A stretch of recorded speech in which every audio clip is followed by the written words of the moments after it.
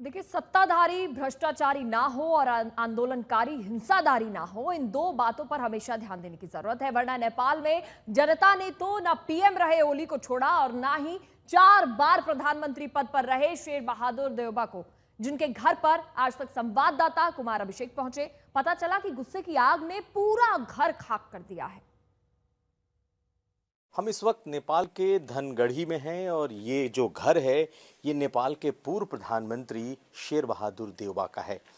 धनगढ़ी में कभी उन्होंने घर खरीदा था, लेकिन जिस तरीके से भीड़ ने उनके घर को जला दिया है, आप इसका अंदाज़ा लगा लीजिए। ये पूरा घर है जिसमें कि सारे सामान को बाहर निकाल करके जलाने की कोशिश की गई। घर को पूरी तरीके से रैंसैक, पूरी तरीके से तोड़ दिया गया है। और जो घर इस वक्त आपको इस जली हुई हालत में दिखाई दे रहा है, ये धनगढ़ी ही है। जी हाँ, यहाँ से कभी उनकी पत्नी चुनाव लड़ी थी, उन्होंने ये घर खरीदा था और ये घर इस वक्त किस हालत में है आप अंदाज़ा लगाइए। अगर आप देखें चारों तरफ तो उनके सारे सामान बिखरे पड़े हैं। हमने आपको भी घर के बाहर का हाल दिखाया। भीतर जितने बेड हैं, बक्से हैं, लोगों ने लगता है पूरा बक्सा जो संदूक है उसे लूट लिया है। इस तरह की तस्वीरें आपको दिखाई देंगी। बेड पूरी तरीके से निकाला हुआ है। इसका मतलब है कि तोड़फोड़ के साथ साथ ज़बरदस्त तरीके से लूटपाट भी इसमें दिखाई देती है। हम आपको दिखाएं किस तरीके से जलाया गया है इस पूरे घर को। अगर आप देखेंगे तो आपको अंदाज़ा लगेगा। नीचे से लेके ऊपर तक कुछ नहीं बचा है, सब कुछ राख है। अपने कैमरा पर्सन संदीप दुबे से कहता हूं कि वो दिखाएं कि किस तरीके का दृश्य है। अगर जिस वक्त मॉब यहाँ पहुंची होगी, कैसा भयावह दृश्य यहाँ का रहा होगा। लेकिन शायद ये लोगों का गुस्सा है और जो आम लोग हैं उनका कहना है कि अगर इतने बच्चों की मौत नहीं हुई होती, जो जेंजी हैं जिन पर गोलियां चली हैं, अगर 20-22 बच्चों की, लड़कों की मौत नहीं हुई होती तो शायद ये गुस्सा नहीं पनपता। लेकिन उन मौतों ने इस प्रधानमंत्री के घर पर जो गुस्सा दिखाया, आप अंदाज़ा लगाइए। चाहे छत देख लें, ज़मीन देख लें, खिड़कियां, दरवाजे, दीवारें, सब कुछ चीख चीख कर कह रही हैं कि किस हाल में उनका घर आ चुका है और किस कदर गुस्सा बरपा था आम लोगों का। नेपाल के धनगढ़ी में ये वो घर है जब कहा जाता है कि शेर बहादुर देउबा ने की पत्नी जब यहाँ चुनाव लड़ रही थी तो उन्होंने इस घर को खरीदा था और ये घर सचमुच अब लोगों के गुस्से का एक प्रतीक के तौर पर सामने है। संदीप दुबे के साथ कुमार अभिषेक, धनगढ़ी, नेपाल आज तक। वहीं नेपाल में फंसे लोगों के लिए एक और बड़ी खबर। दरअसल हिंसक प्रदर्शनों के बाद काठमांडू एयरपोर्ट खुला है और काठमांडू इंटरनेशनल एयरपोर्ट से उड़ानें फिर से शुरू कर दी गई है।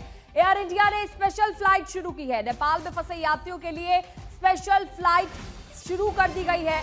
दिल्ली से काठमांडू और वापस विशेष उड़ानें चलाई है। काठमांडू से दिल्ली के लिए स्पेशल फ्लाइट शुरू कर दी गई है। अमित भारद्वाज हमारे साथ जुड़ गए हैं।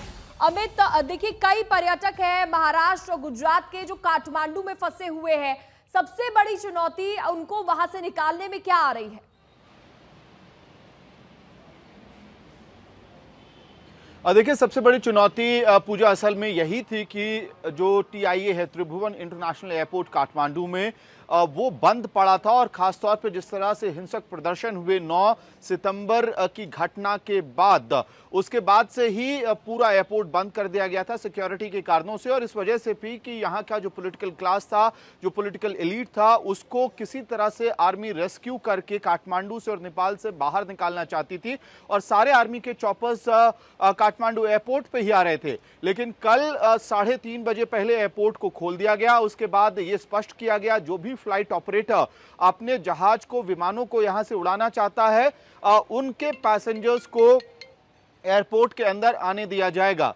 अब भारत में जो मिनिस्ट्री ऑफ सिविल एविएशन है, उसने इस पूरे मामले को लेकर अपनी तरफ से तत्परता जताई और जो ऑपरेटर्स हैं, फ्लाइट ऑपरेटर्स हैं, उनसे बाकायदा बात की गई। जिसके बाद एयर इंडिया और इंडिगो को कहा गया कि आप दिल्ली से काठमांडू के लिए और भारत वापसी के लिए एडिशनल फ्लाइट्स लगाएंगे। यानी कि जो रेगुलर फ्लाइट्स थी उसके अलावा भी इंडिगो और एयर इंडिया दोनों ही चालकों को कहा गया है कि आप एडिशनल फ्लाइट्स लगाएं।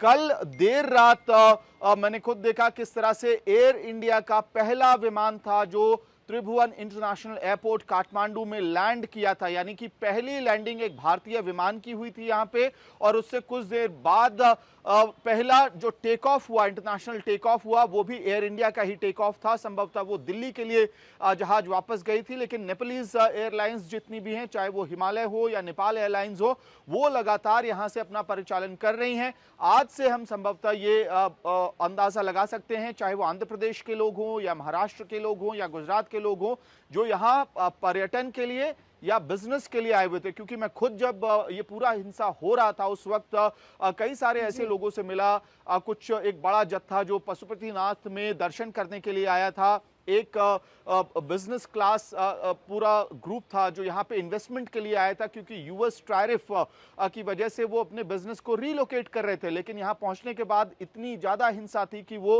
होटल में बंद होकर रह गए थे। पूरी की जा रही है, जो पर्यटक वहां पर फंसे हुए हैं उनको वहां से निकाला जाए। आपके पास लौटूंगी।